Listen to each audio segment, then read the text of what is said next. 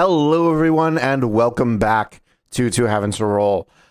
I try to make a habit of not doing this, just in case you're catching up with the show from the beginning or watching from a very, very, very long time in the future. But Rain, I just wanted to apologize briefly for the gap in releases that we've had. There has been like a little bit of time since the last time we put up an episode, and it is entirely because of stuff going on with me. We have had first I've had a lot of work going on, and that obviously has taken precedent over things like recording a podcast that I really enjoy and wish I could spend more time on. But the most recent thing has been that I've had a medical emergency that required me to be, in bed for a while and unable to edit audio. However, we're now past that. I'm now in a point where I still can't go back to work, but I can edit audio. So the show is back now, and I'm going to try to finish as many episodes as I can before returning to work, just to make sure that you guys have the opportunity to listen to as much of this show as we have recorded. In positive news, we have recorded the entire adventure path. So from now on, what you are hearing is steps toward the end of the story. We, of course, have music created by Michael Ghelfi Audio, and that will continue through the rest of the adventure. And sound effects produced by Syrinscape. We are now entering into a dangerous territory, a land of volcanism and fears that may need to pass through our protagonists. Please, everyone, welcome to Session 83, The Belly of the Beast.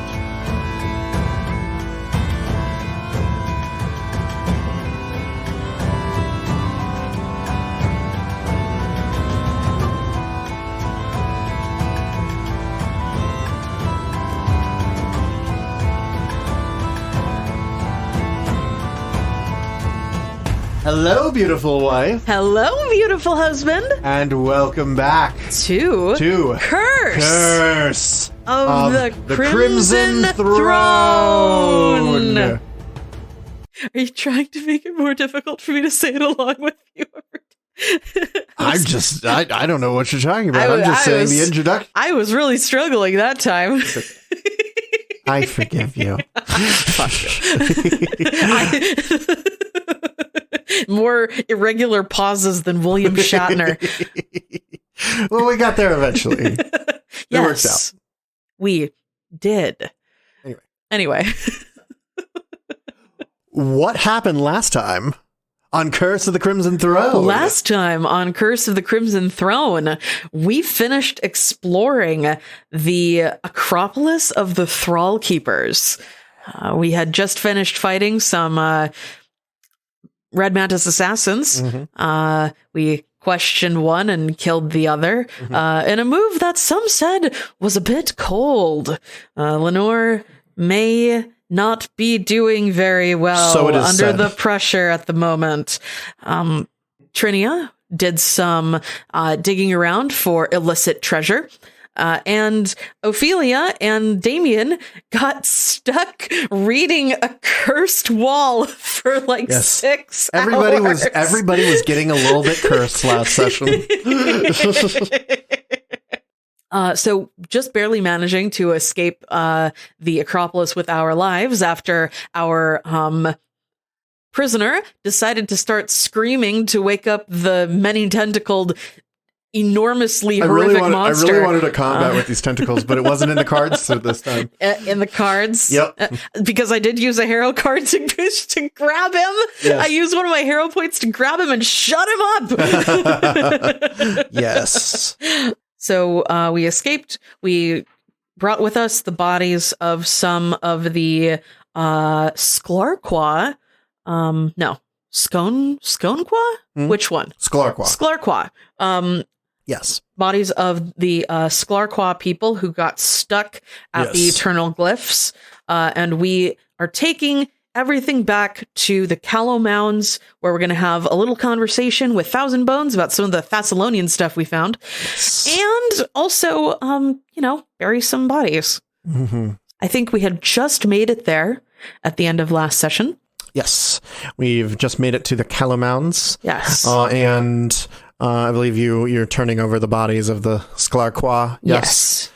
Which Thousand Bones would restore using Restore Corpse until they're, presentable, so that he can identify them and send word to the people at Flameford, which is the Sklarqua. I was going to cast Speak with Dead, but I realized I don't know how to speak Shanti. I can cast it if you would like. Thousand Bones sort of speaking to you over the body. What questions do you have for them? Primarily, I was going to ask who they were, if they had any family, and where they wanted to be buried. Okay. Just to save a little time and also not generate random names. You gather that they are members of the Sklarqua. They died approximately 10 years ago. Mm-hmm. And they were coming there seeking the mark of the Thrall Keepers. Mm-hmm. As sort of a challenge. Mm-hmm. They have family in Flameford. There's only a couple families that live in Flameford, so they're probably related to somebody. Yeah. And Thousand Bones can arrange for word to be sent to the Sun Shaman. Who oversees that. And it says, in the meantime, Akram, it has been so long since I saw your face. It has been 97 days since we last spoke in person. 6 hours and probably about 40 minutes. Looking up at the sun. Yes, looking up at the sun. Checks the sundial on his wrist. How are you? And Thousand Bones will just sort of smile and go, you really do never change, do you, Akram? No, I do not. It is a part of my valued nature to be inconstant. It is part of the job.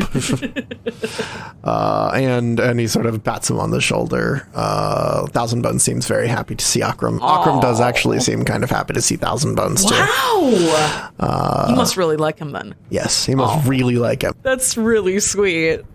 Aww. I like the fact that when you cast Speak with Dead, nobody tells you lies. Oh, how does that work?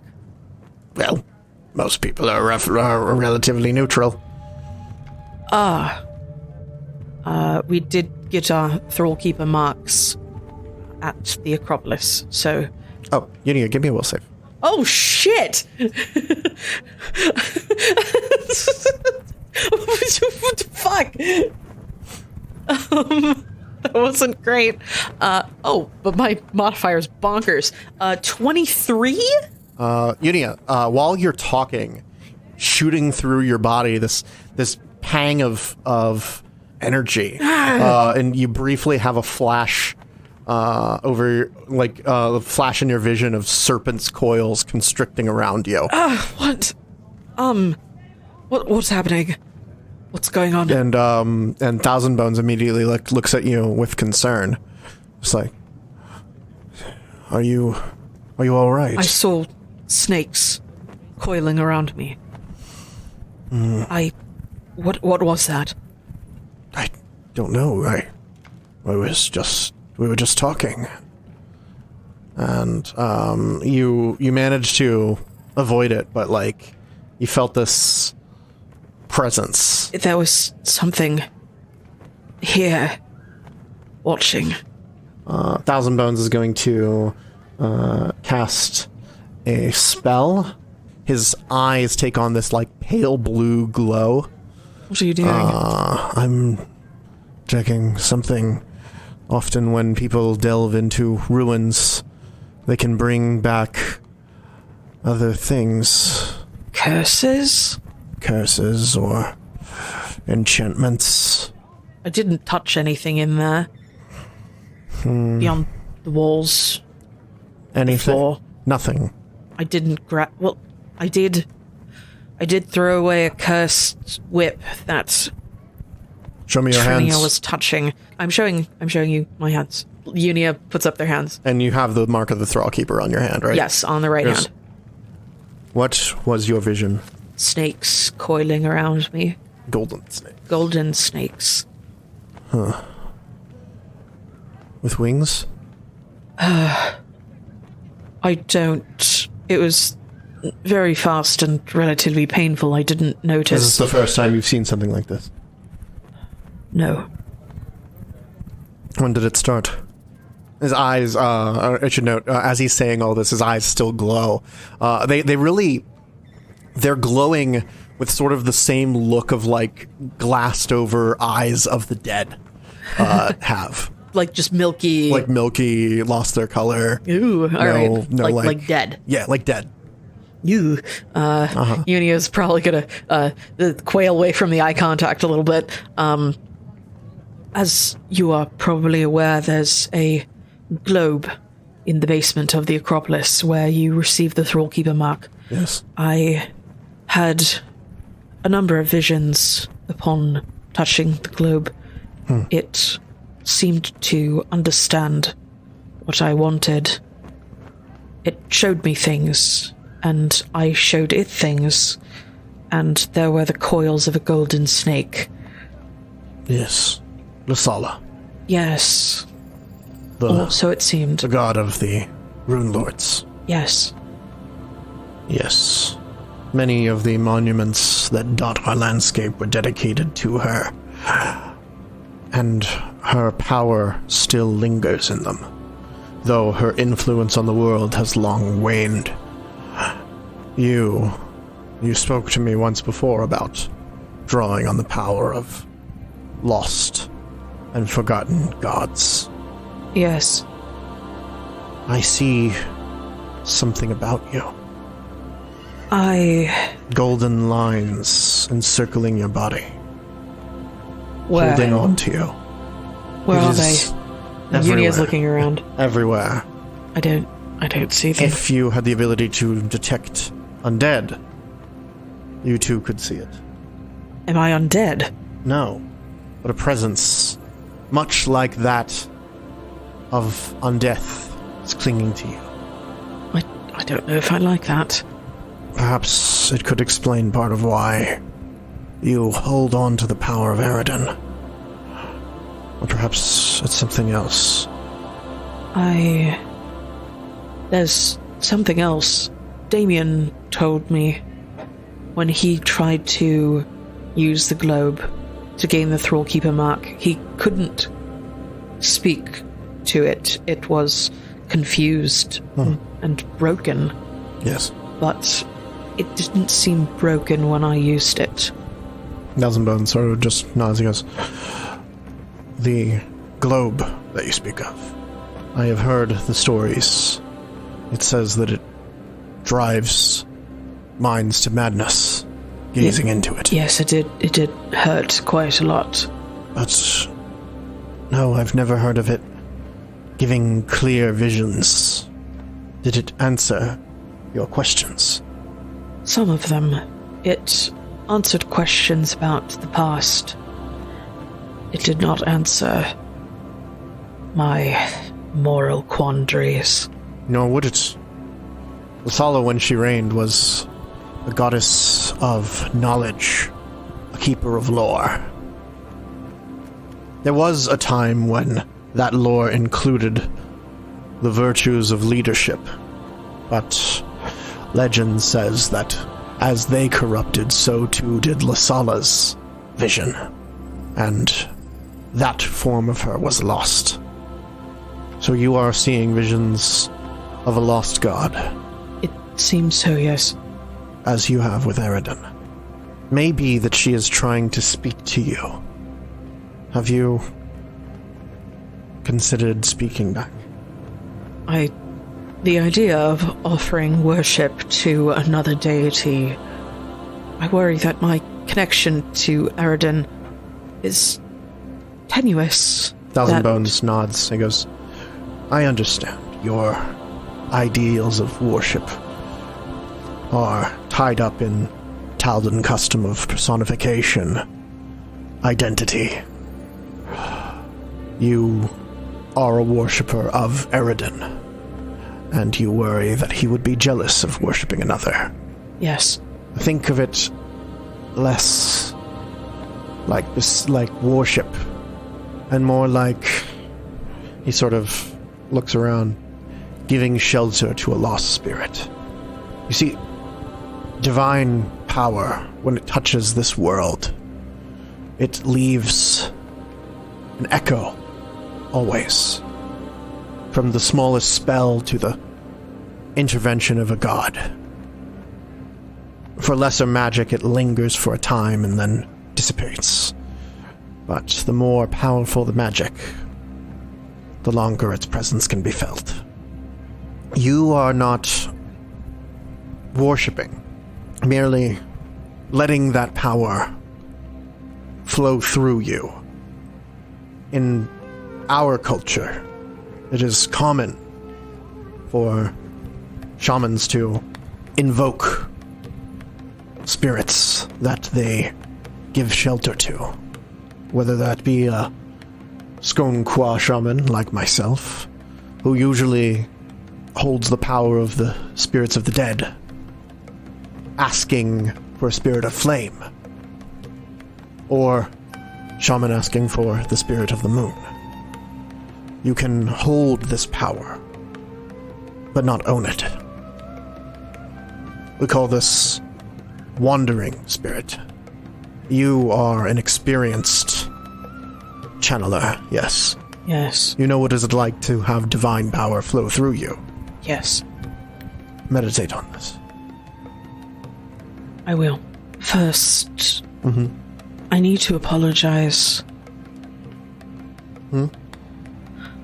I asked the globe in the Acropolis to show me what my people had done to yours. Words fail me. So you have seen, then. See, the globe, the one thing that we do know is that it seeks knowledge. And my people have been seeking the glory of returning with that mark, he points to your hand, for hundreds of years now. Hundreds of years of knowledge that they have given in exchange for a bit of glory. And now you have seen it. But a piece of it. It should never have happened, but it did. It did. And I'm going to do everything in my power to make sure that nothing like that happens again.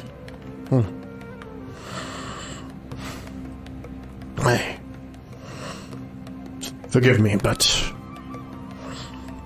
I don't yet believe you have that power. Not yet, but I will. If that is a power you seek to wield, learn to hear spirits around you. You cannot speak for them. I will let them speak for themselves. And his eyes fade,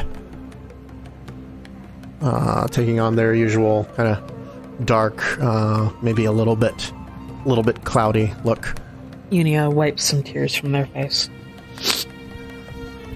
Alright, what do I do? We have already visited a shrine relevant to Lasala. Yes. Think on this. Think on what Lasala wants to give you. And what you can do in return. And concentrate. My people can do this each morning as we prepare our spells for the day. Oh. I suppose I could try doing it in the morning. I sort of wanted to try now. It may be difficult, since you have never done it before. Most shamans who gain this power have already been quite experienced at channeling the power of natural spirits. I am primarily concerned about the snakes and the constriction. You have a castle person? Yes. It's similar. All right. Anyway. So what this means, mechanically, is you have gained the wandering domain power. Ooh! This is an extension of your revealed domain.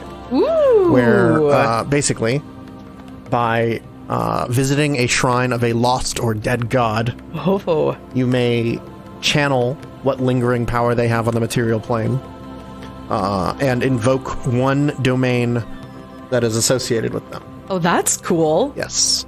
And basically, it means that as you rest, you can swap out a domain for one in the portfolio of either the last shrine that you visited, in this case, Lasala, or Eridan. Okay. Now, in order to do it for the first time, you're probably going to have to make some sort of wisdom-based check. All right. Concentration will probably be good. Okay. Concentration check. So that's my spellcasting level plus my wisdom modifier plus a d20. Yes. All right. It's d20 plus 18. Unia concentrates. 27. Right. So, the next morning. Yes, the next morning. As you concentrate, you can... What did you get? I got a 27. Okay. You feel the power sort of surrounding you. You get a flash of this golden serpent coil wrapping around you, a green diamond pattern briefly visible on its back. And as you concentrate, you find that the serpent coils are obeying your command. You reach out and you can feel it. And then you can feel it move. Hello? Isola? You feel a presence touch your mind. Probing. Seeking answers. Though you can't detect the questions. I'm here to help. And as you say that you are here to help, you feel as if the snake skin beneath your hand begins to move rapidly. And you suddenly see slowly revolving before your face the 7-pointed star. 4 massive wings unfurl, and then the star rushes toward you, toward your chest. You can feel it pressing in at your holy symbol. And it's almost as if the entire length of this giant serpent presses into your holy symbol. And when it is done, you see a faint golden aura emanating from the symbol, radiating out as a 7-pointed star. Ooh. With Eridan's symbol at the center. Ooh. You gain access to one of Lasala's domains. Oh! You may choose from knowledge, law, nobility, or rune, or one of the subdomains, language, leadership, memory, thought, or wards. Daft goes to look up all of the different ones. It takes about 20 minutes. Yep. I would like... Thankfully, we've thought ahead and prepared of that. Thankfully. Let's... the spell list I prepared earlier. I am picking the memory subdomain. Right. So this will replace your magic domain. Yes, and I think as Unia is prepping their spells and thinking on the spells they're getting from their domains, they are wondering where exactly the magic domain they had came from. Good question. Now, I'm not great at knowledge religion checks. I think I'm going to have them try. Oh, hey, I got an 18 on die for a total of 23. Okay, so of the gods that grant access to the magic domain, the prime deities that you're familiar with are Asmodeus, which you don't think you've had any major dealings with. There was at one time where you went to the Temple of Asmodeus, but you weren't there a very long time. Nethys. And you've never really dealt with Nethys. Yeah. And never. There is one that does stand out in your mind. Urgathoa has access to the magic domain. What? When did you gain access to the magic domain? After fighting through the Temple of Urgathoa. And specifically, what happened just before? I saw a little rune. Yeah. I saw a little magic. And you took the power. I did. You did.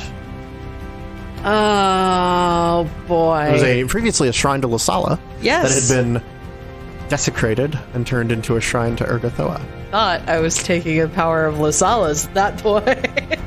Oh, Unia is going to make sure they wash their hands extra well before going about their day. And on the spectrum of deities, Urgathoa is decidedly more dead than others. Oh, I don't like that. I don't like that at all. So I can pick dead deities, lost deities, and undead deities. Specifically Urgathoa. Because she's taken an interest in you. Oh no. Unia's just like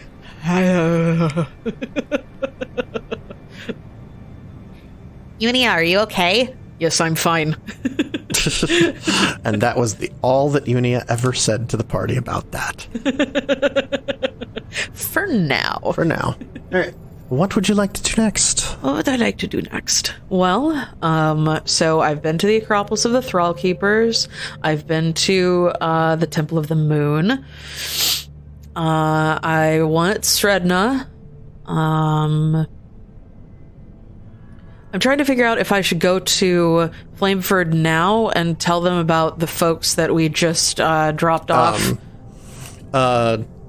Thousand Bones would tell you, unfortunately, he actually, Thousand Bones would say, if you're planning to go to Flameford, I might not go just yet. Before your arrival, word had spread. Oh no. There is a presence in the Cinderlands searching for you. Yeah, that's not great optics. The Red Mantis? Yeah. I mean, maybe if we went there, we could explain, like, the whole deal. And they're not interested in listening, are they? Not particularly. Fuck. However, if you do undertake the test of Skurak, I think Flameford would be open to you. Okay, that's the big worm thing, right? Yes. Okay. That's gonna take us a couple more days. Damien, how long did you say these marks are gonna last? Probably a couple more days, then they're gonna fade. We probably won't be able to get to Flameford after doing the thing with the magma worm and still have them on. But we do have Truth Speaker Akram to confirm that we did that thing. Yes, I'm here. Thank you. Yes, you are here. Yes. Thank you. If we had gone directly from the Acropolis of the Thrallkeeper to Cindermaw's domain, you would still have the marks. Yes, but we would not have taken the bodies that were in the Acropolis and interred them here respectfully. You would not. I think that was important. Unia nods. I mean, we could always go back to the Acropolis after the thing with Cindermaw. We could drop off that cursed whip, and then we could head to the to Flameford. That seems really convoluted, though. I'm afraid it's not as simple as that. Once you have gained the mark of the Thrallkeeper, it lasts for a time, but you will not be able to seek the mark again. Oh. For another year. Damien, you didn't tell us about that part. How was I supposed to know there was a year wait?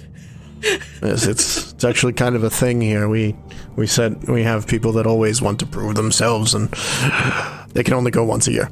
Okay, well, I hope that having Truth Speaker Akram here will be sufficient to prove that we did the thing. Unless any of you have, I don't know, some way of taking an image of what we currently look like and capturing it so that we can show it to other people later. Some people do get tattoos of the Thrallkeeper mark. Would that keep them real, like an active thing? Okay, then it's probably it's not. It's more just a memento at that point. Yes, there were people showing them to me. Yes, people who have undertaken the challenge of the Acropolis. Well, maybe we can get tattoos later. For now, I think it's probably best if we keep all of our hands in working order, because we're going to fight a huge worm. Yeah, you're probably right. Lenore starts putting away her tattoo ideas notebook. And if you want to get one, and once it's been verified that you've had the Thrallkeeper's mark, you can get the tattoo. Okay, I mean, I don't want it to get fucked up when I'm using my pole arm, it'll take magical healing for that. Oh. Lenore looks at Ophelia. They have magical healing for that. And I don't know if you've noticed, but he gestures to the rest of the Sklarqua who have skull tattoos and all kinds of stuff like that. He goes, we're pretty good at tattooing too. And they're pretty good at tattooing. Okay, fine, get your tattoo then, gosh. So you're getting a tattoo of the Lenore is Thrallkeeper? getting a tattoo of the Thrallkeeper mark, yes. Okay. She has it on her left hand. Nice. Okay, so you get it over where you currently have the mark. Yes. Anybody else or just Lenore? Damien's gonna get it too. Yeah, okay. This is my first tattoo. I had so many other plans, but I left my book in my dorm, and right. So you have a brief period of time where you're sitting with the tribe's tattoo artist, who's just got a little needle, dipping it in ink and pressing it into your skin. Look at you, Damien. You're gonna be like a proper Verizian Damien, give me now. a fortitude save. Lenore, you kind of just sit there it's not gonna hurt too much, is it? My brother keeps making fun of me because I'm too much of a wimp to get proper Verizian tattoos.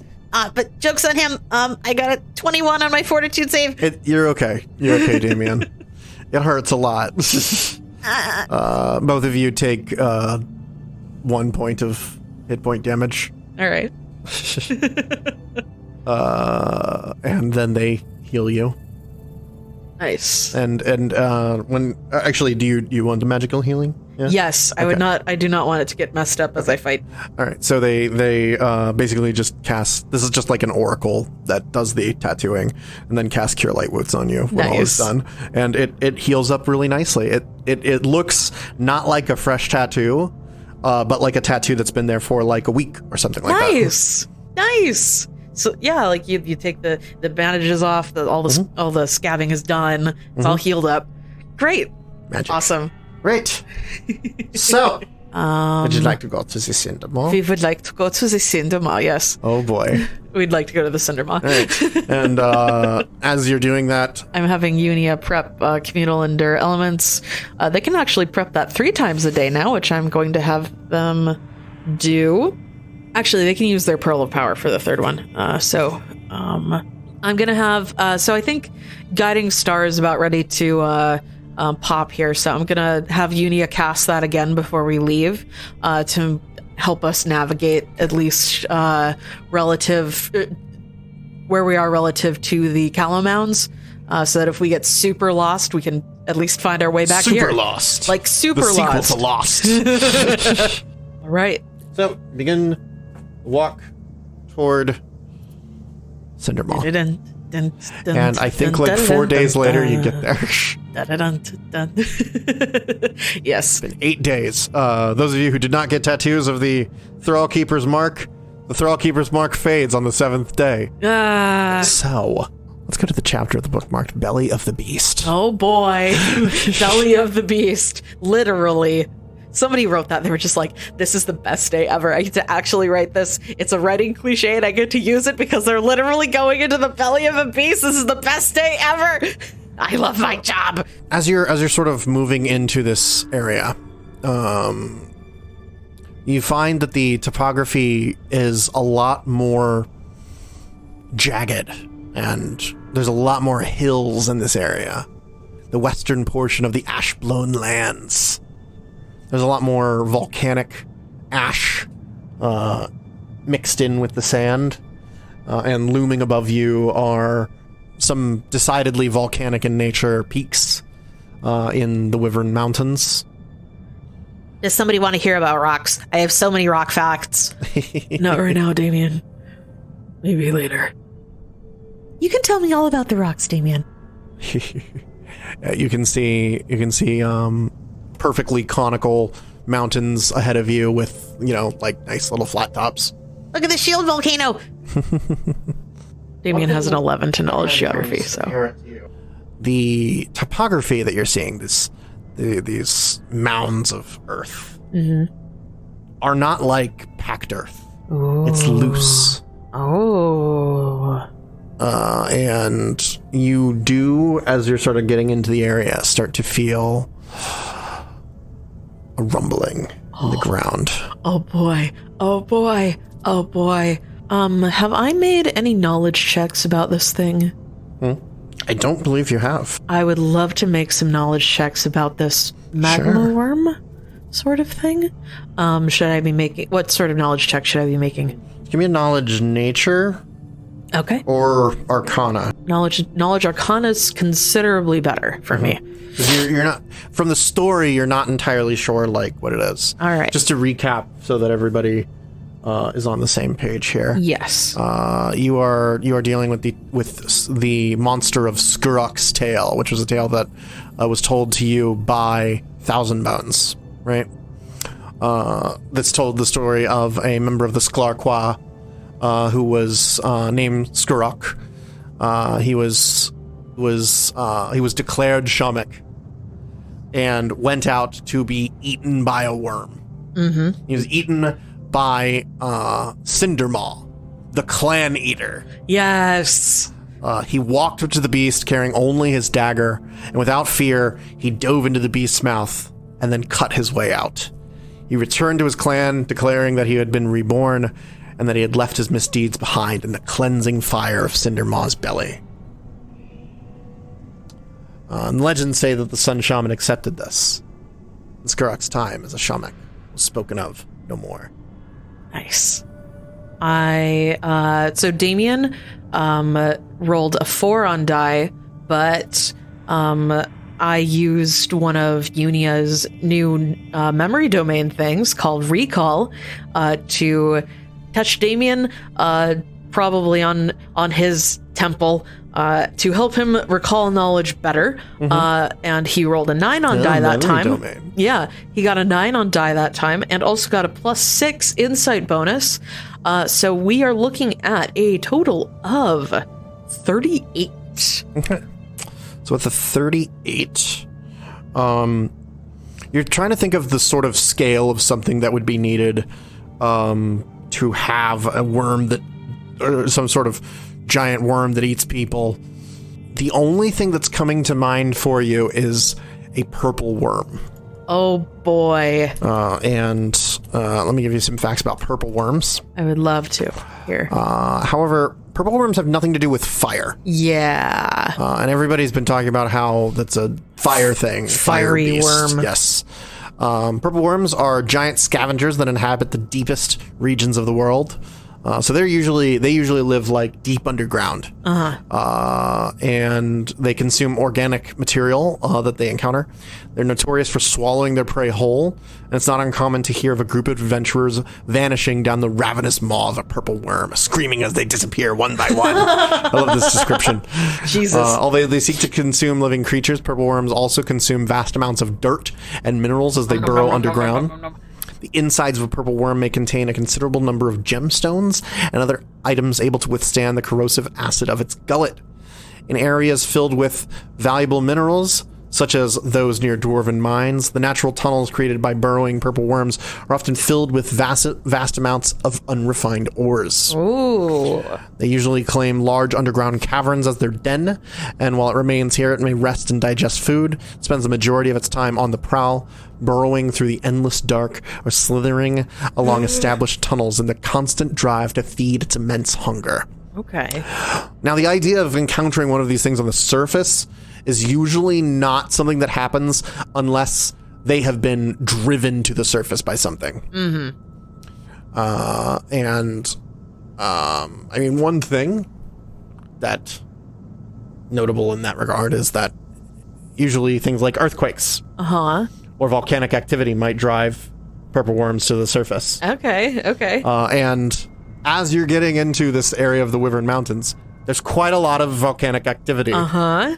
In fact, there is smoke rising from at least one peak in the Wyvern Mountains right now. Oh boy. Okay. Yeah, Damien's not entirely sure what the deal with what did you get on your check? I got a 38. I was just like, roll to 8. You get one fact. Roll. Sorry. Okay. About purple worms. What's it like on the inside of a purple worm?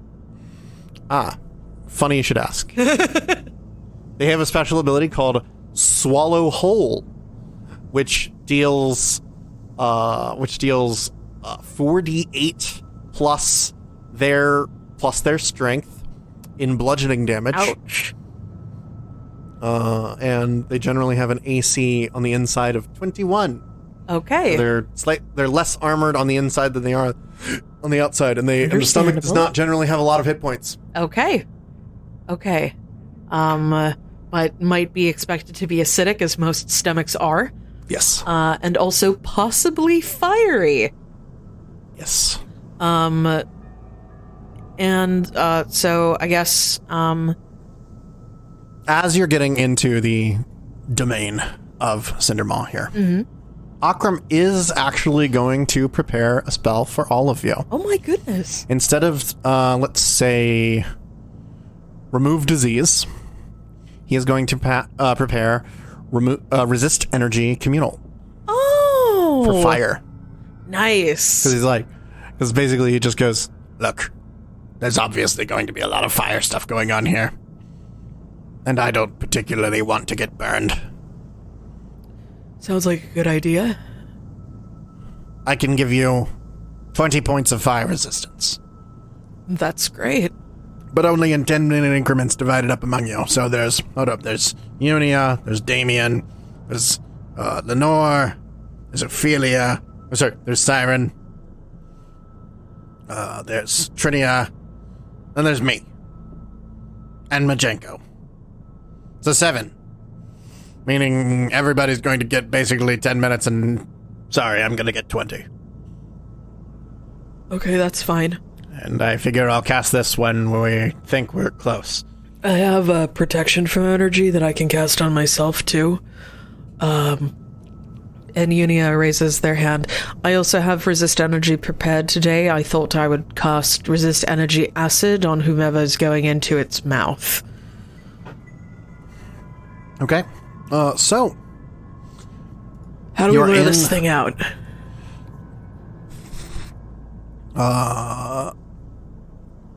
You're in the area.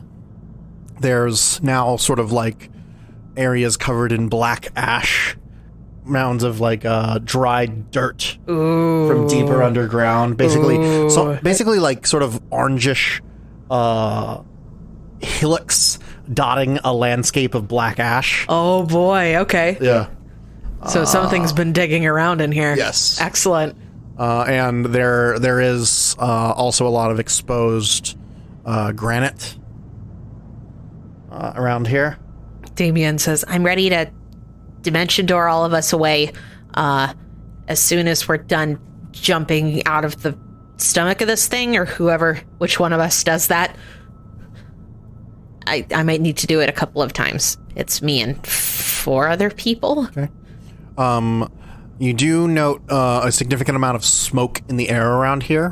One of the volcanoes in the nearby area is probably quite active. Mm-hmm. and you think that if you were to push like any further into the territory, it'd probably get kind of noxious. Yeah. Well, Lenore doesn't have to worry about that, but everybody else does. So we're gonna see if we can like sort of lure it out. We're around where we are right now. What's your plan to lure it out? Well, it presumably, it likes to eat meat. It likes to burst out of the ground upon prey. So... But you want to get it in an area that you can control, right? Yeah. Is there like... can I make a survival check to see if I can find a good area that would be like that where I could have like some people on higher ground and some people down in like the sand with it? Yeah. So there are sort of like granite cliffs and like exposed rock around, and that seems like it would be like a little bit easier to get a high vantage point from, where you might be able to like see a bigger surrounding area. Yeah, that sounds good. Yeah. Okay. But yeah. As you're sort of like walking through the area, when you're walking on the like dirt, you feel the ground start to rumble. Okay. So we want to avoid walking on the dirt if we can. Hold on, I didn't even tell you the best part. Oh, okay. When you walk on the stone, it doesn't rumble. I would like to walk primarily on the stone, please. I don't know if that means that the vibrations just don't transfer through the stone due to some property of the stone, or just give me a acrobatics. Okay. From whoever's moving even deeper into this area here. Or you can fly if you have a fly speed. Ophelia has a fly speed, but Ophelia is also great at acrobatics. Damien did prepare fly today, so he's going to cast fly on Truth Speaker Akram, so Truth Speaker Akram doesn't get fucking eaten by Cindermaw. Oh, wait, actually, he goes, wait, you don't need to do that. I can cast fly. Okay. I get it from one of my domains. And I'll cast fly on the heavily armored folks who aren't very good at acrobatics because of their armor. That namely Unia and Lenore. Okay. So Damien will cast fly, and then he will spend two arcane pool points to prep it and cast it again. And then I'll have him and Ophelia make acrobatics checks. 16. Okay. And Ophelia has just an absolutely bonkers acrobatics score. Got a 38. Good lord. How about Unia? Unia's flying. Unia flies. Okay. And they don't have any ranks in fly. So, Damien, what did you get? 16. Damien. And jumping from one rock to another, you slip. My hooves are supposed to be good for this. Nope, you got the wrong kind of hooves for this. And you hit. I don't crave the mineral. You hit some of the black sand. Fuck. And you do feel a very large rumble, as if something is coming toward you. I want to cast fly on myself. Okay. You cast fly, and you take to the air. Yes. And And 2 more. as you painful leave points. the ground, you don't notice the ground shaking anymore. What? Wow! The rest of you do notice the ground is shaking quite a lot. However, after a time, it starts to diminish.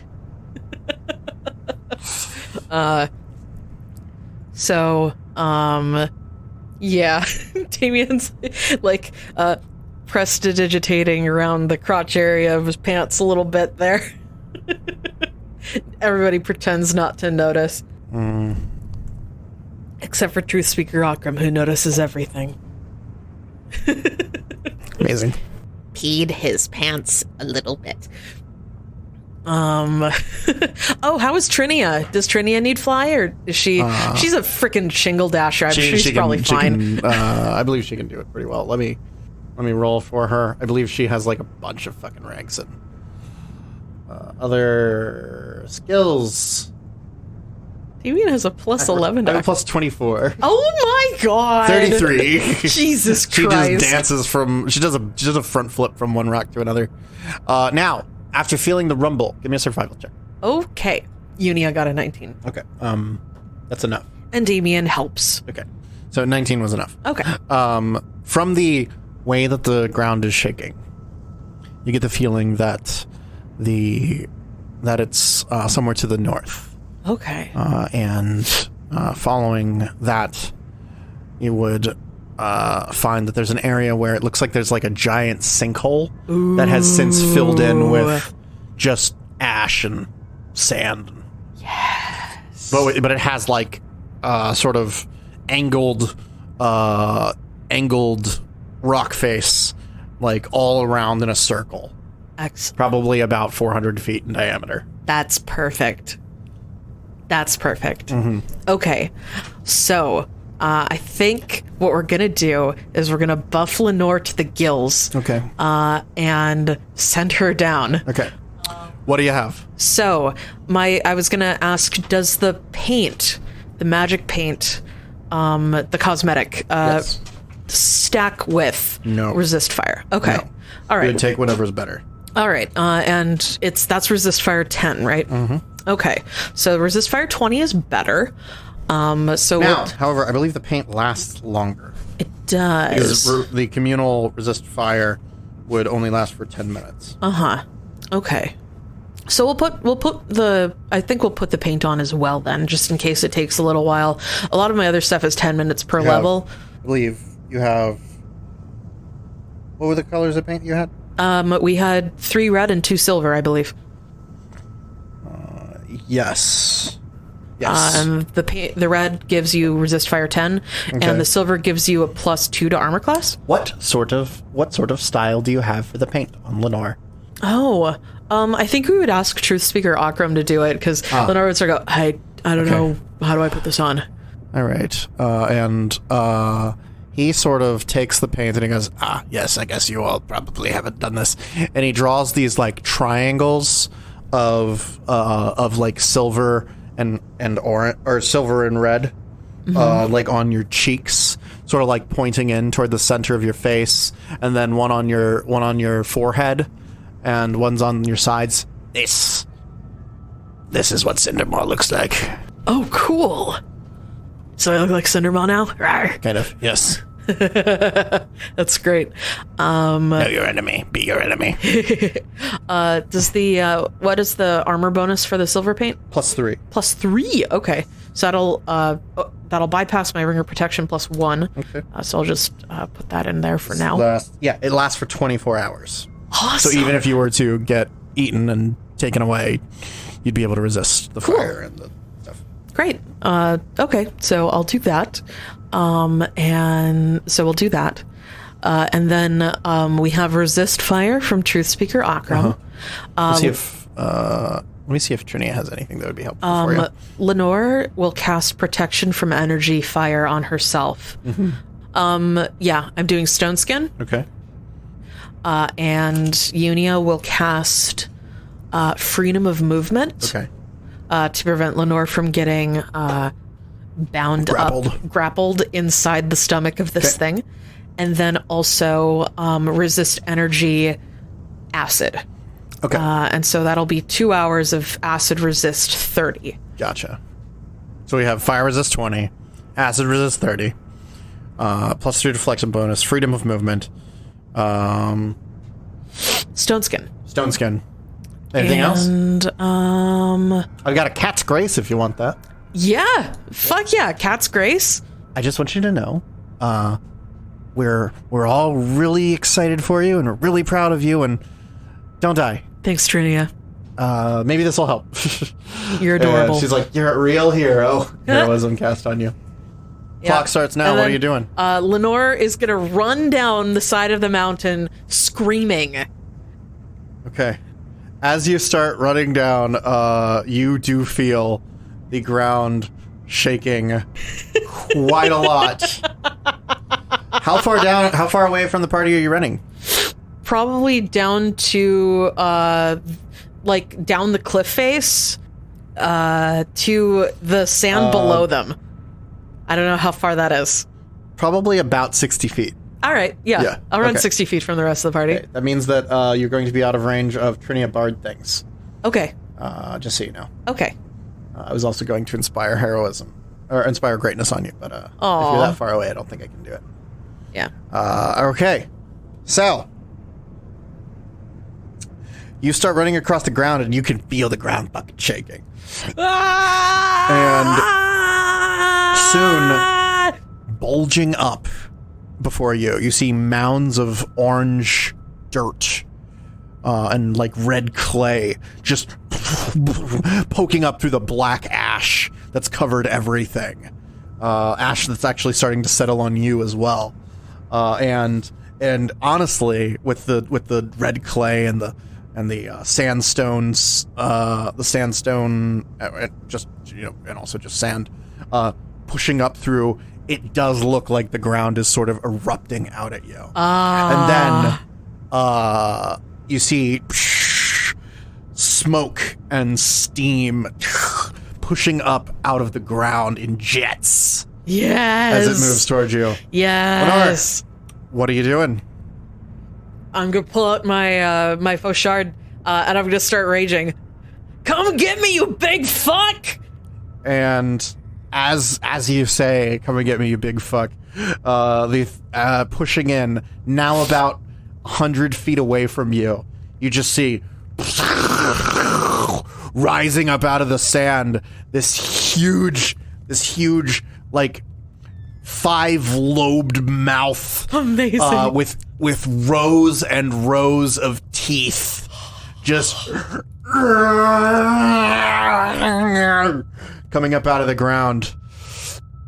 And I actually have art for you. Yes. Which I will share with you. And if you're lucky enough to be listening to the audio version of all this, maybe check us out on BlueSky. You might see something you like.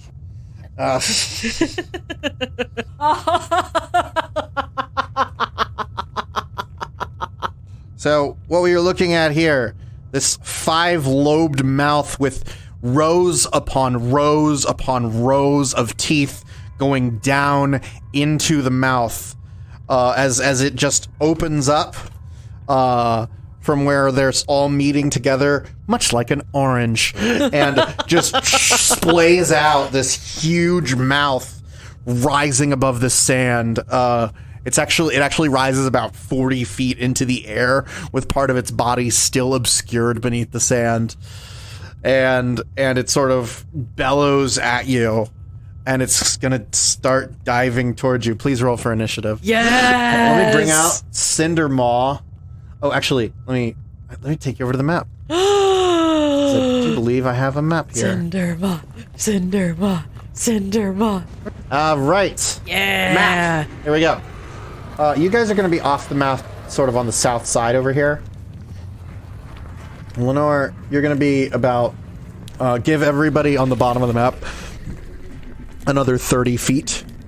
And now, let me bring in... Hi. Behold the token of Cindermaw. Oh my god, it's overlapping the token. Yes. Essentially, what I have done with transparent. This is a very visual joke, but the teeth, the mouth flaps of Cindermaw are actually coming up over the border of the token and wrapping around the edges of the token border. It's too big for the token. Actually, I think it needs to be one side.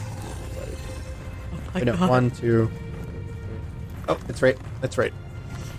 Okay, so it's going to start moving toward you. Oh, that's not quite right. I have a plus 11 to initiative right now. So it's actually... It did win initiative, though. 17.11. Does anybody else want to be in initiative here? Yes, I want... Damien rolled a natural 1! He peed a little bit again. We happy? Yes. Okay. So, Lenore running down into the little caldera type thing has drawn the attention of Cindermaw. Ophelia, you are the first to be able to react as it breaches the surface. All right, Ophelia, what are you doing? All right, Ophelia is going to get up next to Damien and say, "If anything starts going wrong down there, you teleport all of us to her, okay?" I'm on it. And Ophelia will hold an action in case, I don't know, a second worm comes up and tries to eat us. She'll have her weapons out and be ready to go. Amazing. Okay. And then, so it rearing up out of the ground, it dives toward you, and you see the mouth starting to reach to close around you. Excellent. I'm going to bite at you. All right. Yeah, I hit you. All right. You are going to take 40 points of bludgeoning damage. Okay, so minus actually, 10. bludgeoning, piercing, slashing. Okay, minus 10 for the stone skin, and then minus 2 for the DR, so it's 28. Mm-hmm. Right. And 5 points of fire. All right. Doesn't that hit you? And then it's going to try to grapple you. Now, the grapple would automatically fail because you have freedom of movement, but do you allow yourself to be swallowed by it? Yes, I will allow it to swallow me. All right. As basically it dives to you, and I you dive to it. I leap into its mouth. And you are swallowed whole by Cindermaw. A little bit, this is dealing with a common rule in Pathfinder, the swallow whole rule. And just so everybody knows what we're dealing with, let me recount for you the universal monster ability known as swallow whole. If a creature with this special attack begins its turn with an opponent grappled in its mouth, it can attempt a new combat maneuver check as though attempting to pin. If it succeeds, it swallows its prey, and its opponent takes bite damage.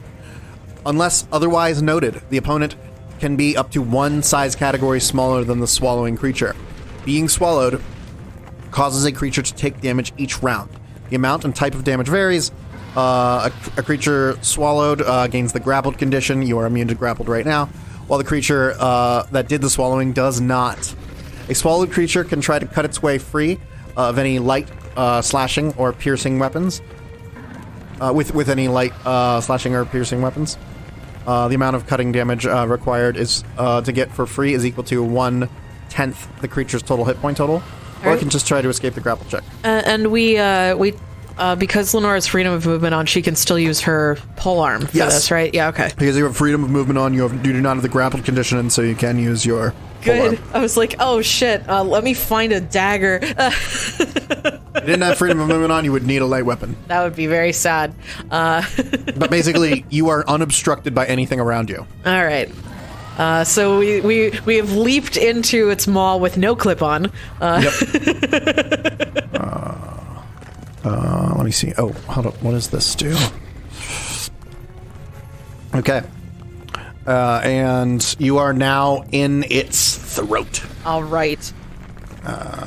So, let me pop Cindermaw's sheet out here so that I can use it.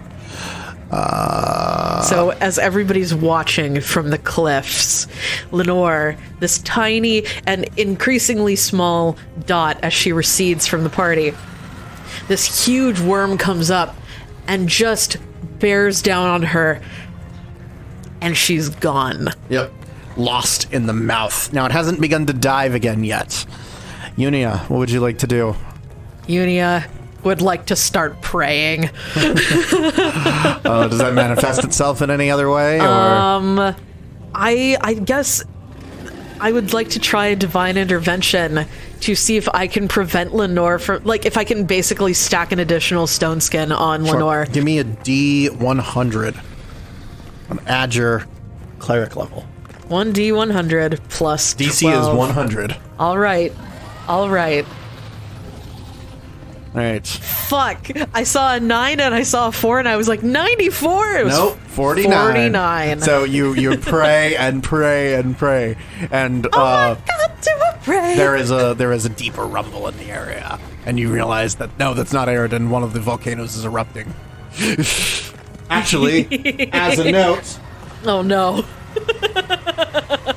One of the volcanoes erupts, Oh no! belching forth a bunch of fire and some explosives. Oh no.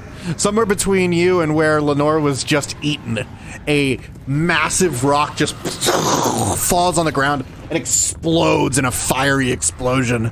And you imagine that if you were standing there, it probably would have been really bad. Oh my god. Anyway, Lenore, you are in the beast. Am I in its stomach yet? You are significantly down in it. I don't know how far you want to be.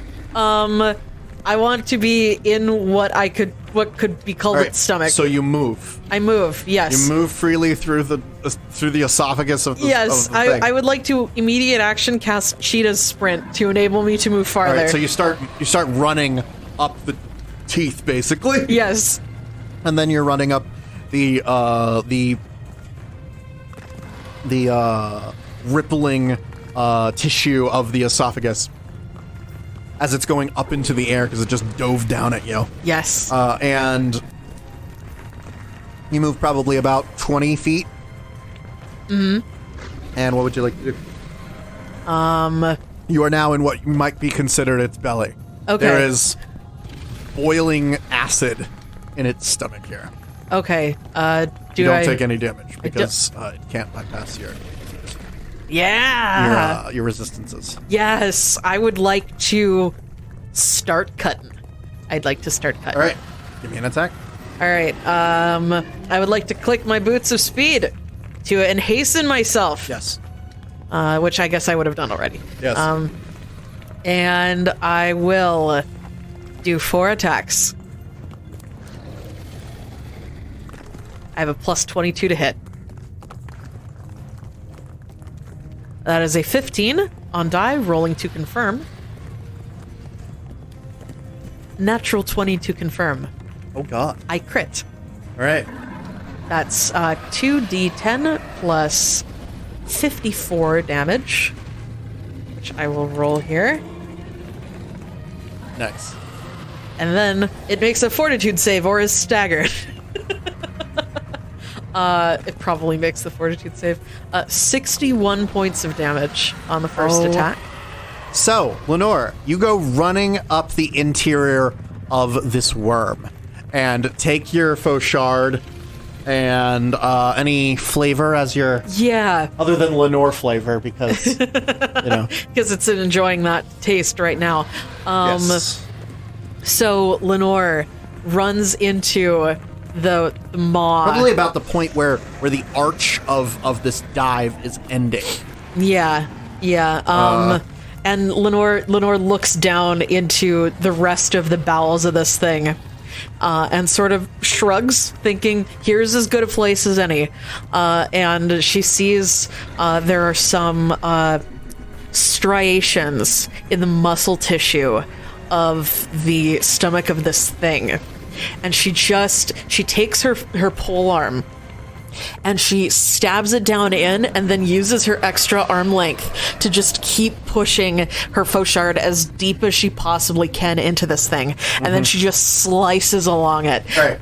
So, Lenore, you essentially hit this wall and just go right fucking through it. Oh my god. And the rest of you see Lenore just leaping out the top of the arc that the Cindermaw has been taking.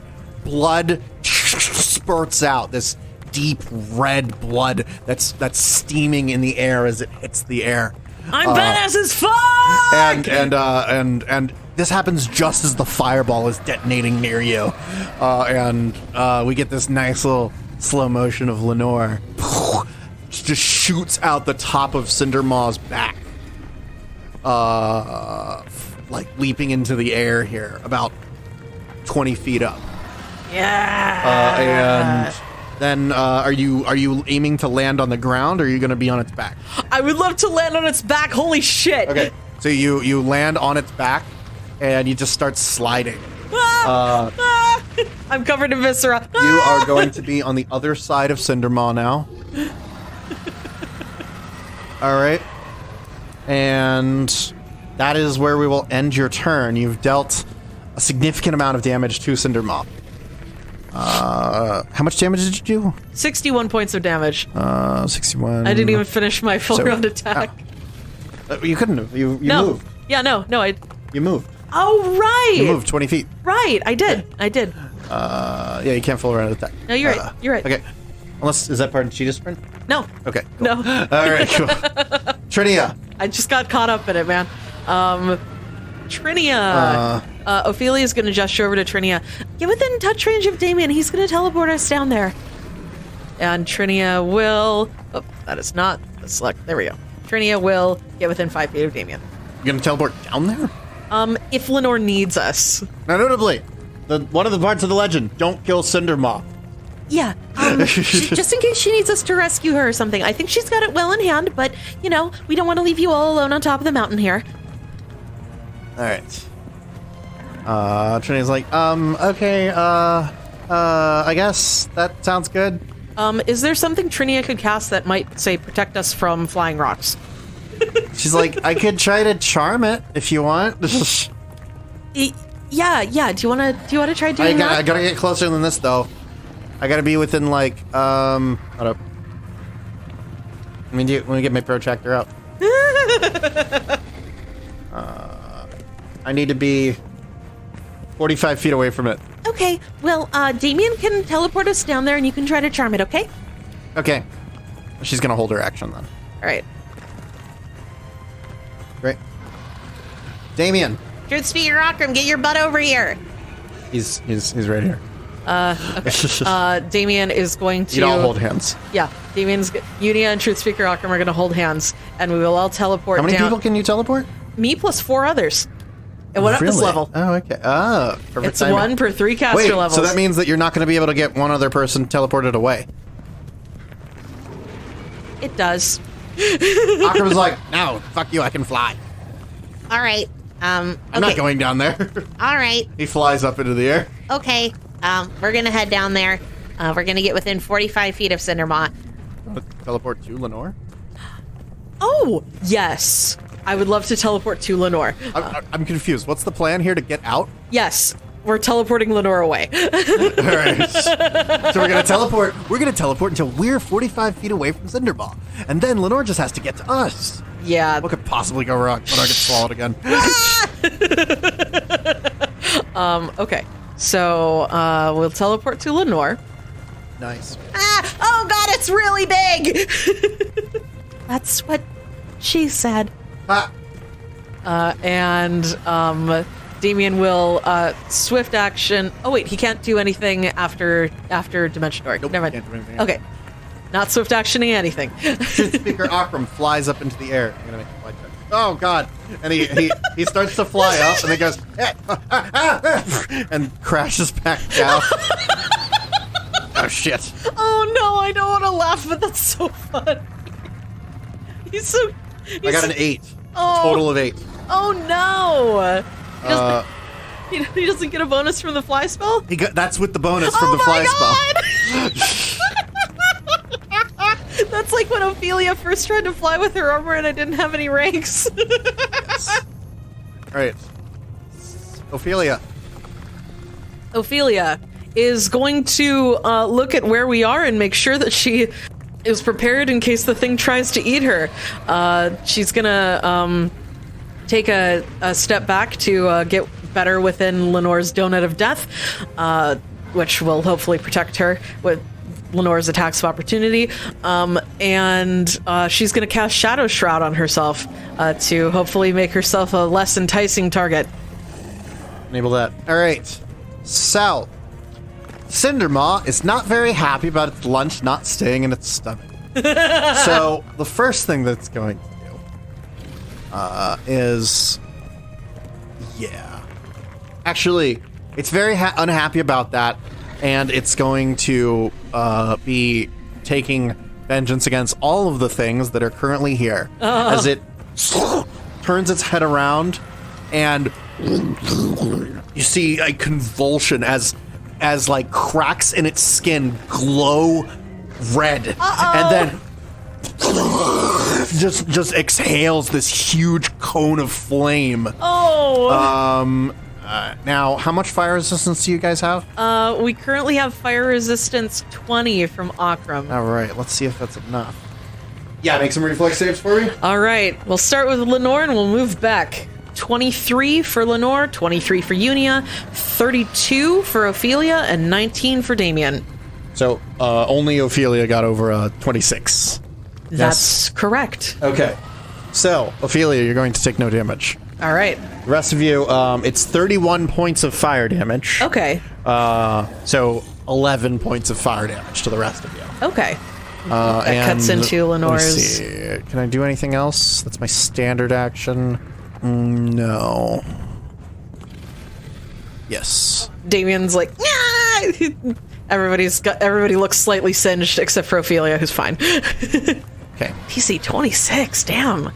Oh, now that you're looking at it, if you want to try another, I believe it would be Knowledge Arcana. I would love to figure out what the deal is with this thing. Sure. Because now you're starting to see why it's called Cindermaw. Oh, Damien, sweet Damien.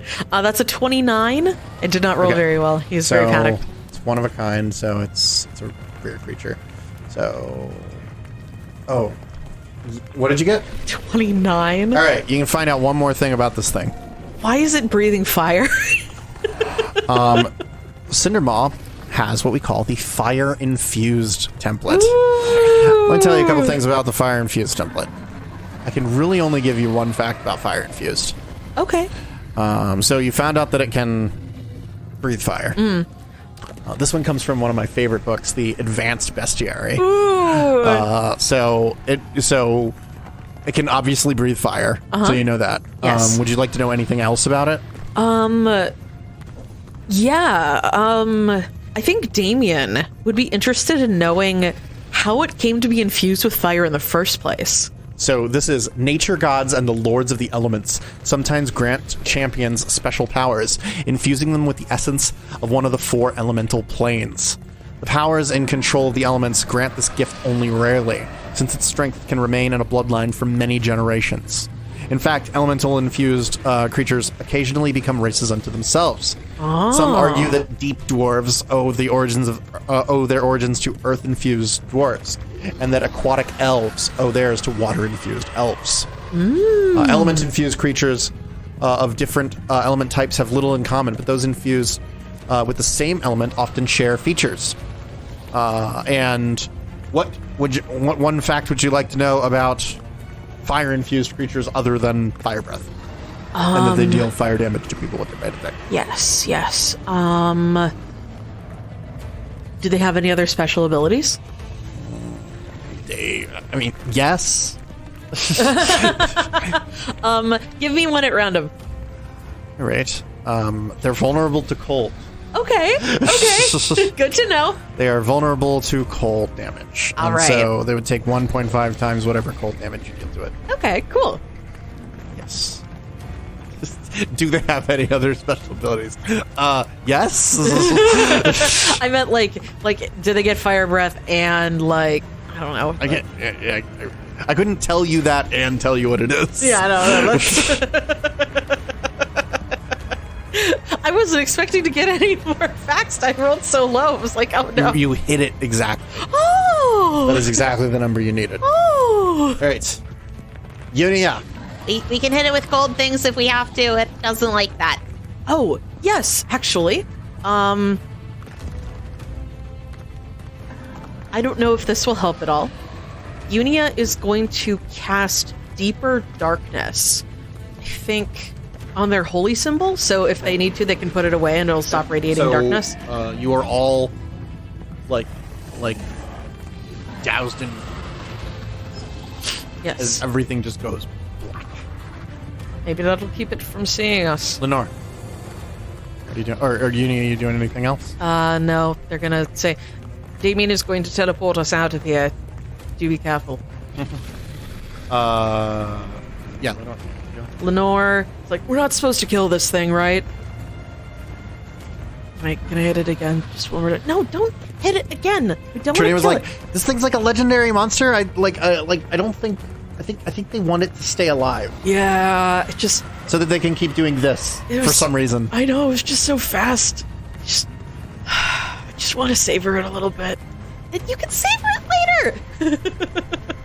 And Lenore will, I think, hold an attack action in case this thing like eats one of her friends. Okay. And otherwise, we'll just wait for Damien. Trinia's just gonna go. Listen, Lenore, I just want you to know, I think you did a great job. Oh my god, thank you. You're doing great. Thank you. She inspires greatness in you. Oh, inspired greatness. You're gonna get 2d10 worth of temp HP. Nice. Okay. Let me roll that. I'm rolling it. Oh, okay. This is Trinia. Oh. She doesn't seem very sincere about this. she gives you 2 temporary. Oh my god! Plus your con mod, so 4. plus 2 times your con mod. 4. That's 2 times your con mod. My con mod is 2. Yes. Oh my! So a total of 6. Okay. So is that higher than your blood rage HP? No, but I didn't have any blood rage HP left. Oh, so okay. So you get some new temp HP. You have 6 temp HP. Thank you so much. She gives you a little thumbs up.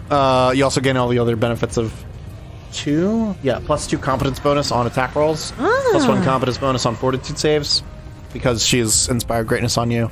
Everybody's weapons now do 1d6 extra damage. Nice. Yes. That's cool. Yes. And Damien. Damien is going to swift action spend 2 arcane pull points to reprep Dimension Door, and then Damien is going to cast Dimension Door to send us back to our Truth Speaker Ochromist. Okay. Let me check something real quick. Wait. Move back. Whoop. Okay. Move Damien back. Damien, are you casting defensively? No, I was not. You were not casting defensively. No. Okay. So, suddenly, you hear this thing diving down toward you. Fuck. And let's see. Let me double check one thing real quick. Automatically pinpoint the location of anything in contact with the ground. Okay. Nope. So, Damien. Fuck. I have bad news for you, friend. Fuck. You're going to take an attack of opportunity. Oh my god. 32 to hit you. Yep. 43 points of damage to Damien. Okay. 3 points of fire damage, which I don't think happens. And going to try to grapple you. Oh my god. You are grappled. Fuck. Do you have stone skin or anything? No. Let's see if I roll a natural 20. The DC is 10 plus damage dealt plus the spell level. No. Okay. I don't. So you are grappled. God damn it. And you are going to be pulled toward its mouth here. Damien, you are now here. Fuck. Yep. I feel like Damien at the end of 28. You were surrounded in darkness. Yeah. And you didn't know that it had tremor sense. Nope. Yeah. I didn't. So you took a risk. Didn't work. Truth Speaker Akram watches. He's going to try to fly up, this time at less of an angle. He's about 40 feet up in the air, but over this way. I'm going to give him like a little... He's going to keep track of this. He's like, I can't see any of you. Are you still there? Ophelia. Ophelia is going to go, Yui, I don't think the darkness helped. I'm looking up the text on hydraulic push. Would I be able to push this thing away from Damien? It does have Damien grappled, so I think if you move it, it will move Damien as Can well. I move Damien I don't know. with a bull rush? Can I free Damien from its I don't think jaws? you can free Damien from it with a bull rush. Okay. I wasn't expecting this. Well, Ophelia's gonna let Shadow Shroud drop because it doesn't seem to be helping. Is there anything I could do to free Damien? Basically, you would either need to, like, try to oppose its grapple, or do something that would mean that it has to stop grappling Damien. Okay. Basically, it currently has Damien in its teeth. Okay. Could I, like, try to break its teeth?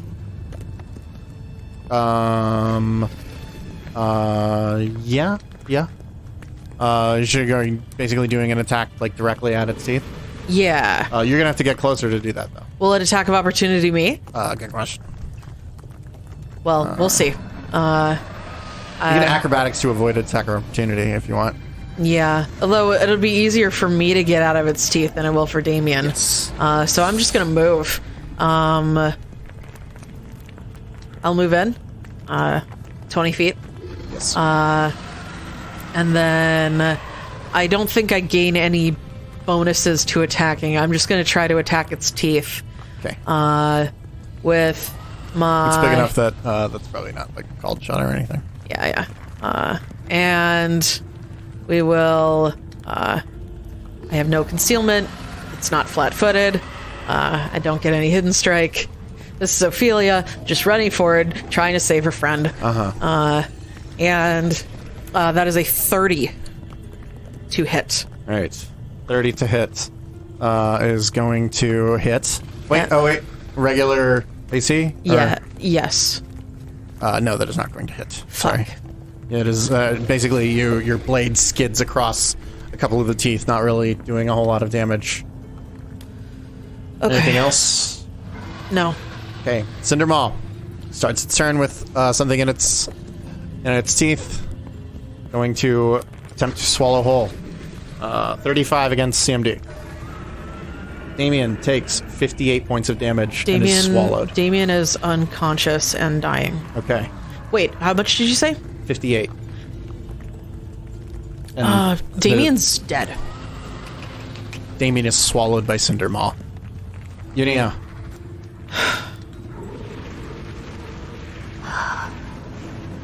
Unia will put their holy symbol that's radiating darkness away, which I guess is probably a move action. Okay. Right, you can see again, suddenly the area is no longer bathed in darkness. You can see that Damien is no longer in the creature's teeth. Fuck tradition. Unia's gonna run up and try to just attack it. Okay. I'll try channel smiting. Okay. That's not gonna hit. What'd you get? 30. Okay. Yeah, it's a miss. Are you charging? Yeah, sure. That would be a hit. Okay. You did move more than 10 feet. Yeah, okay. So, you can tell me that? Yeah, so that's... I wasn't power attacking, so that's just 1d8 plus 2. And then channel smite is 66. Okay. They can't see him, right? They can't see Damien? You can't see Damien. Okay. You see blood on its teeth, though. Alright, so that's 10 points of getting hit with a falcata damage. Okay. And then I'll channel entropy, which will actually start the gray flame property of the blade as well. Okay. Which actually increases the enhancement bonus by 1, so that's Does that happen after you've used channel? it says when you use a swift action Okay. to channel, so it actually started now. Okay. So that's actually 11 points of damage. And then it deals an additional 1d6 of entropy damage, which is another 1 point of damage, and then 66 channel entropy. Gotcha. Which is 25 points of damage. DC 18 will save to have. Will save to have. Natural 20 on the will save. Alright, So, 12 points of damage. 12 points of damage. Okay. And Unia is going to try to watch and see if they can see Damien's body Okay. at any point. Lenore realizes this thing has Damien, and the crunch that it made did not sound good. You didn't hear anything from Damien. Yeah. Which is bad, because Yes. Damien usually talks a lot. Yes. Ophelia screams, it just took him!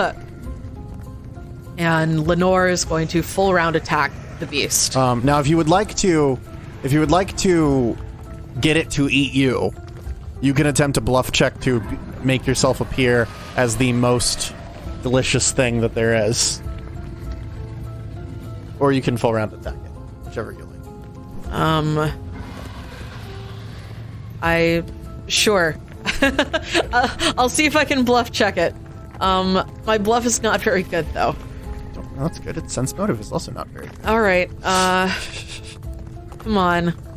I do have a... come on. Look at me. I'm super tasty. You should definitely eat me. You're allowed to eat me. As you start saying this, it starts like looking at you like... Tears are streaming down her face. Eat me. Do it, you fucker. Would you like to move? I'll move closer, yeah. Or can I get it to glomp me with an attack of opportunity? Yeah, I'm just gonna start running. I'm gonna start running. Eat me, you fuck. It's like a fucking cat. As soon as you start doing that, the head sort of like tilts towards you. There's no eyes or anything like that. It just follows basically your footsteps. And then it's gonna dive at you as well. It's going to attack, bite, yep, and wow, this is consistent. 43 points of damage again. All right. 3 points of fire. Okay, so 39. It automatically fails a grapple, but are you willingly letting yourself get into its mouth? Yes. Okay. Lenore goes into its mouth again. How much movement do you have left? Oh, sorry. Hold on. It's the macros now. Sorry, my hands are shaking a little bit. It's been a while since. Do you want to slow down a little bit? Yeah. It's been a little while since I've had a character die, and I can bring him back. Hey, you got to kill Damien. I got to kill Damien! he got fucking eaten by the thing. I should have asked if it had tremor sense. I know it. I know purple worms have tremor sense, but Damien did not. How much movement do I have left? I have my haste boots on. So that was 25 feet. So yeah, I have 70 feet of movement in a round. So that's 55 feet remaining. Okay. So, I don't know if you can get back out, because finding the same cut that you made before would be quite difficult, but you can find Damien's body in that time. I will find Lenore will run in and find Damien's body, sort of laying in a pool of acid. Yeah. And she will just gather it up. Damien, I'm so sorry. I'm so sorry. You have Damien now. And she'll scream, if anybody can hear, run. Does Lenore carry the bag of holding? Yes. Well, I don't think you can also put him in, but... No, I can't put him in, but Lenore is strong enough to carry him. So you say, if you can hear me, run? Yeah. Okay. Get out of here! Right. Trinia is going to withdraw. So not provoking an attack of opportunity in her space. She's going to run, and she's going to hop up onto a rock over off the map, just trying to get as far away as she possibly can. Actually, I think she can get 10 more feet away. There.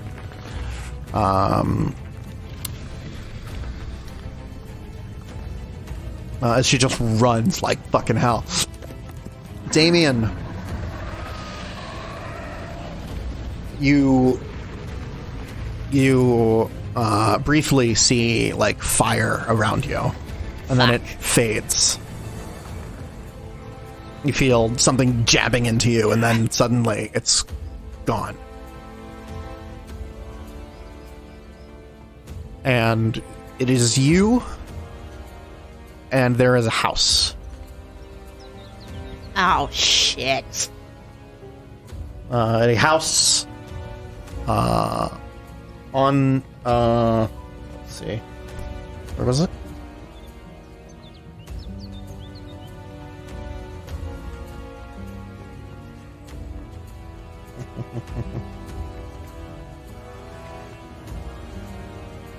Okay. You recognize a house on Lancet Street.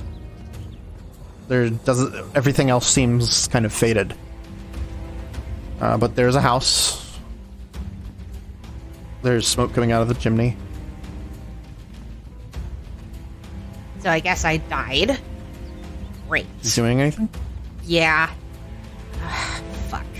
Damien will start walking toward the house. Okay, so you get to the door. You knocking, or you opening it? Time for an interesting spiritual journey, I guess. Damien knocks on the door. So Hello? you're opening the door. You are greeted by the smell of peppercash. Oh. and there is a woman with her hair done up under a bandana, standing at a stove. She goes, "Oh, Damien. Hey, Zalara. I didn't expect to see you here. Yeah, I'm usually better prepared. Usually I'm the one coming to see you. Yeah. It's quite warm in here, isn't it?" Yeah. Sorry about that. It's fine. What's going on? I probably should have been a little bit more careful. We're fighting a big worm that also has fire powers. Well, explains why it's been so noisy here. Yeah. Yes. I got myself eaten. They're probably... if I had to guess, Lenore has probably dived in to save me. But, I guess they'll have to cast Raise Dead tomorrow, probably. Seems like a little bit more than your standard, cast, Breath of Life in the middle of a battle sort of situations. But... And now we get, the shot reverse shot changes. And rather than speaking to Zalara, you are now sitting in a childhood home. Describe for me what your childhood home would be like. Well, I think it's probably...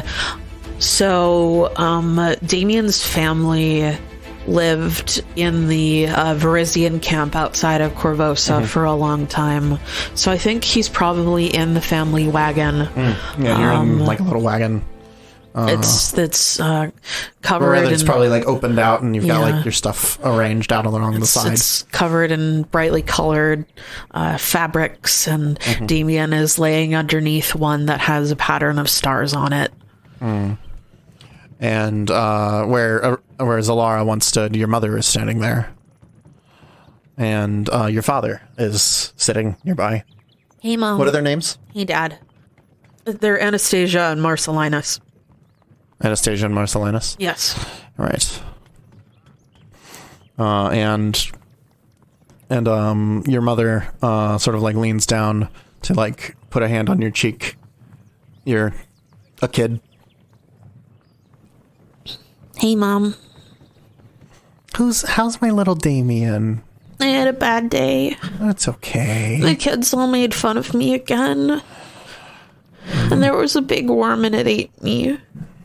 Oh, you hear that? You hear that, Marcellinus? He had a bad day. There was a worm. It's messing around with that magic stuff again? It breathed fire, Dad. Oh, it's okay. He sort of takes a tone and then he goes, "Oh, no, it's okay, son. It's okay. I tried really hard, but I couldn't get away. It's okay. It's your home now. Everything's fine." Okay. All right. I love you. And we leave it on that note. In the air, there is a flash of light as Truth Speaker Akram casts a spell on himself, and then he moves to be flying directly over Cindermaw, basically flying directly over, but not touching the ground, notably. And there seems to be sort of like a weird shimmering aura around him. Anybody got spellcraft?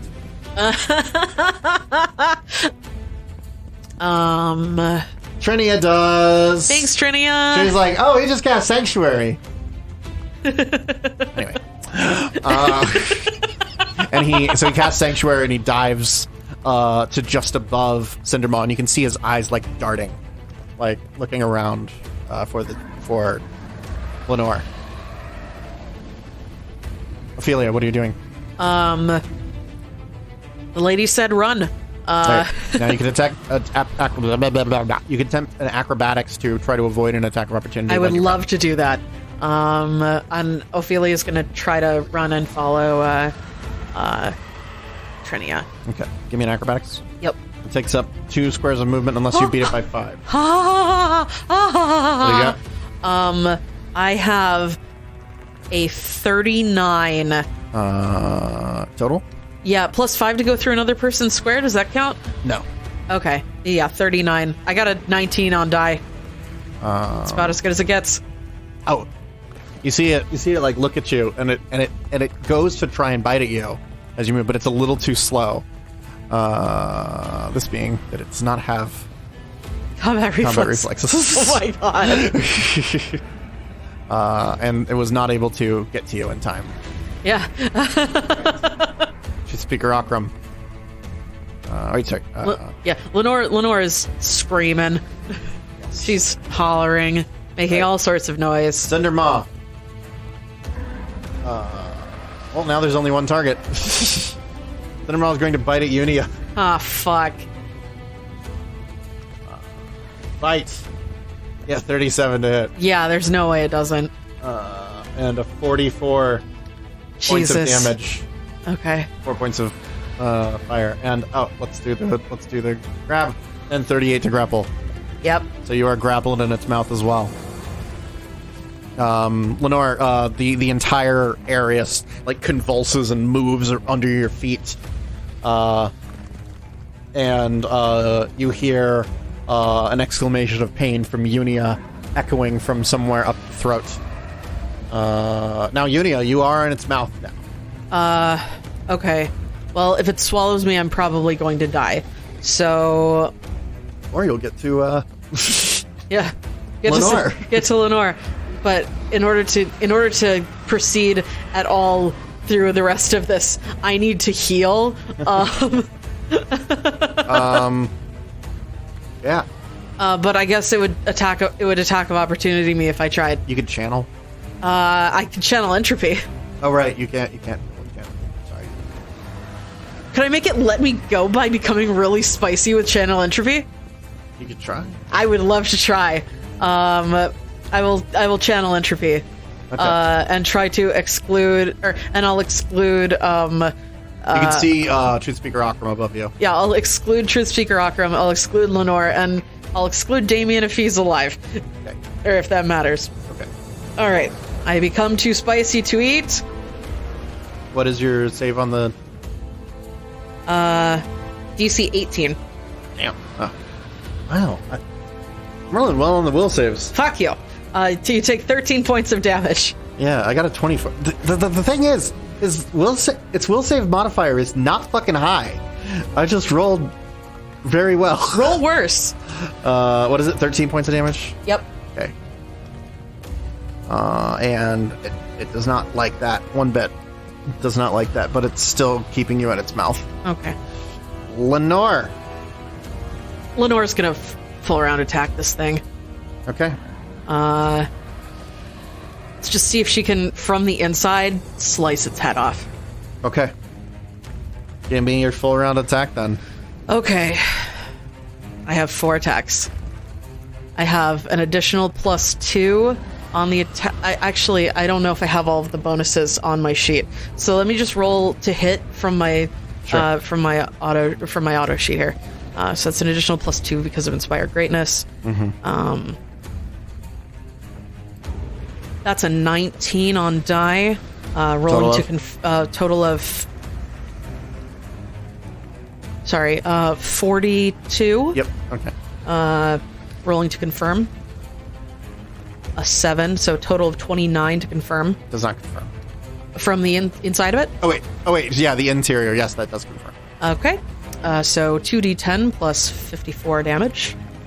And then, do I get any extra damage from Inspired Greatness? I don't believe so. Let me pull it up again. No, it doesn't. No, I don't. Okay. Oh. But you do get D6 Sonic. Wait, no, you don't. She left. I rolled 2 1s. 56 points of damage. All right. So with the first cut, you do cut open until you can see the outside of it. So 21 to the interior of it, and then the rest of the damage goes to the 35 to the rest of the body. Lenore is just going to keep slicing. Yes. That's a 15 on die for a total of 37. Rolling to confirm. Oh my god. Natural 20 to confirm. Lenore's pissed. So now you are targeting the exterior. Yes. Okay. And 2d10 plus 54. Oh, right. DC 24th save or stagger. right. I don't think I can fail that. Another set where I roll two where I roll 2 ones on the 2d10. That's ridiculous. How is that even possible? So that's another 56 points of damage. Right. It lets out a roar of pain as your blade. Basically, you cut out and then just start cutting around, leaving this huge steaming wound on its side. You got more attacks? Yep, I got 2 more attacks. 32 to hit. Yes, that hits. Okay, 1d10 plus 27. 31 points of damage. Okay. Still up. All right. And it's now like howling in pain. Like you just feel the whole thing rumbling with this deep bass that you can feel in your bones as it's like crying out in pain. Okay. And I'm going to swift action spend how many rounds of Blood Rage? Mm-hmm. What? 10 rounds of Blood Rage to quicken cast True Strike. Okay. For my final attack. Okay. Giving me a plus 32 to hit. Oh boy. Yeah, just don't roll a 1. Got a 14. So 34 points of damage. Alright. So, Lenore, from within the body of Cindermaw, you take your faux shard and pierce out the side, and then like in one giant move, just cut it completely open. You ever seen like I think this happens in like Samurai Jack and stuff. Just takes the blade all the way around and then like the rest just falls off. So from where you are, you cut it completely in half, and the top half of Cindermaw just falls off around you. Check something real quick. The jaws relax. Unia, you're able to get free. But Cindermaw just lays on the ground in 2 pieces. With Lenore riding on the interior of the back half as it just rides with you inside, and you ride it to the ground as it falls. Holy shit, as she sees like Lenore emerge with the faux shard in one big sweeping motion, then taking Damien in her hand. Trinia's just like, Ophelia? Friend's hot. You think I don't know that?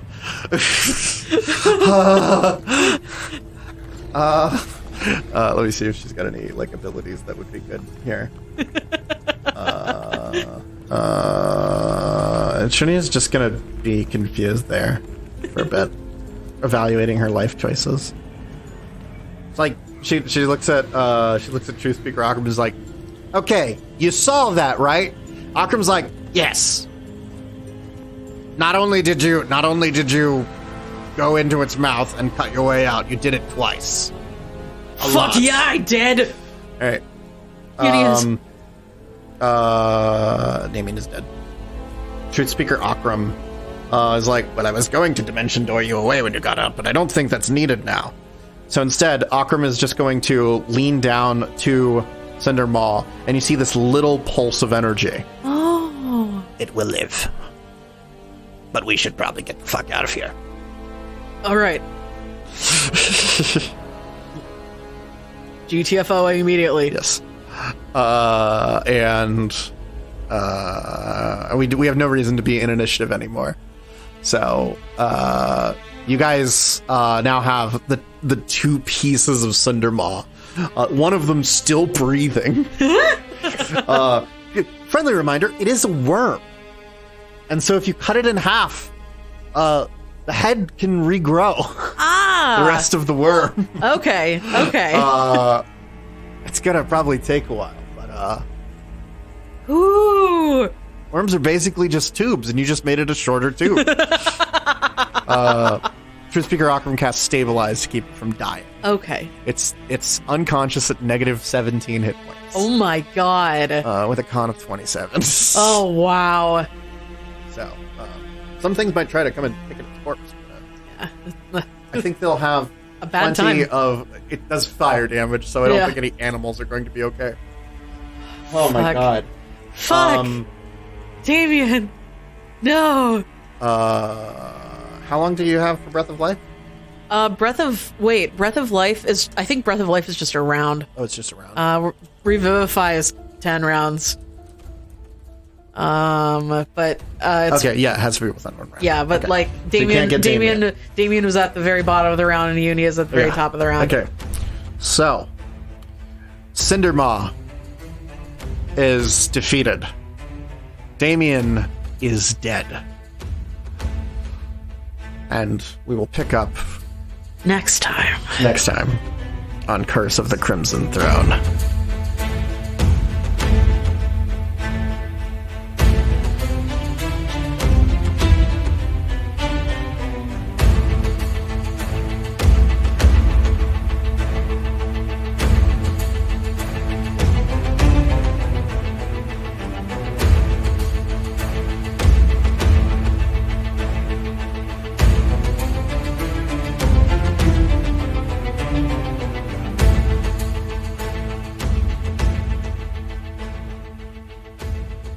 And thus, the GM strikes again.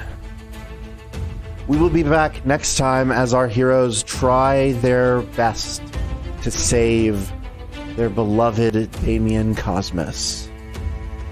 My beloved Damien Cosmos as well. I sure hope he lives. This session was produced by David Clark and Katie Dutcher. The Pathfinder role-playing game is a production of Paizo, as well as the Curse of the Crimson Throne Adventure Path. They are published under the OGL license, and all work that we have done is in accordance with that use policy.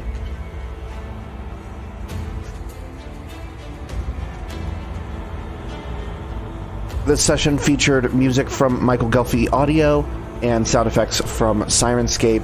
For more information on those, please just check out our website. We'll have a full track list available, as well as links to where you can check out the websites themselves. If you are interested in following us, we are on BlueSky. That's tavernsroll.bsky.app, right? Yes, sorry, I had to check with Daft on that one, because BlueSky is still kind of new to me. We are independently on BlueSky. I am Raiden Zero. That's R-A-N-E and number 0. Daft is at Doc Prodigy. We are also on Tumblr, tavernsroll.tumblr.com. You can check that out for some additional facts about the show, things like character sheets, stuff like that. We look forward to seeing you on both. We will be back, hopefully, in 2 weeks, as the adventure continues with the revival of Damien.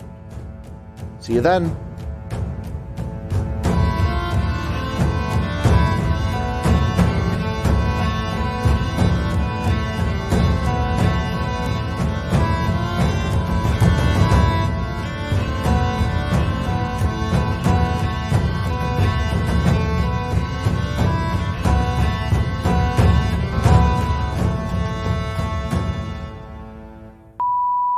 big is roaming pit?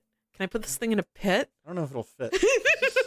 How big is the pit? It's just, that's why I was Also, checking. it'd probably just burrow out. Yeah, no, it was just, no, it wants to see if I'm not a robot again. God damn it. I'm not a robot. That sounds really sus. Are you a robot, Daft? No, I'm not a robot. Identify these pictures of bridges for me. You hesitated, robot.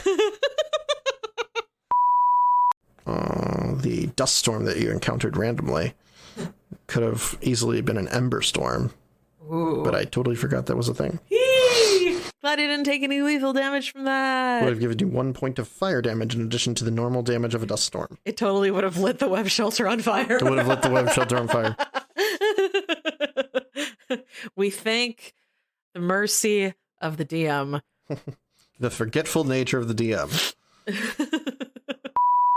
There's also a number of common pieces of foliage in this area that I haven't talked about. Ooh. Ember poppies, which grow after wildfires. You have flask trees, which actually contain water. Oh. The shape of the trunk is shaped like a flask. Oh. You have galt root bush, which is a short bush that grows in red clay and often sheds crimson leaves throughout drought periods. The lotra tree, which has a bark with an oil that is resistant to fire. It's part of what they use to make their paint. And then you have just regular scrub brush. Thanks for all the information about the plants, Damien, but what about this worm thing? Hey, wait. Do you have access to 3rd level or 6th level spellcasting? They do. I have an idea. I am not casting Modify Memory on Truthseeker Rockrum. Oh my gosh. I'm not doing it.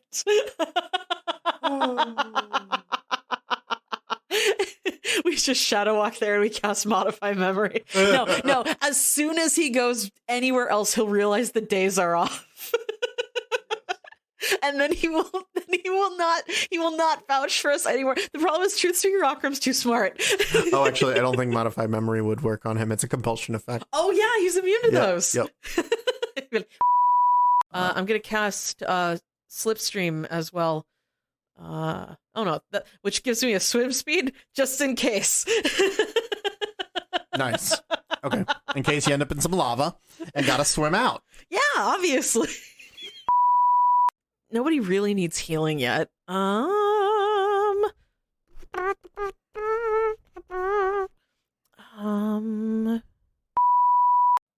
would be a great time to watch Tremors, wouldn't it? Tremors is a great movie. Yes.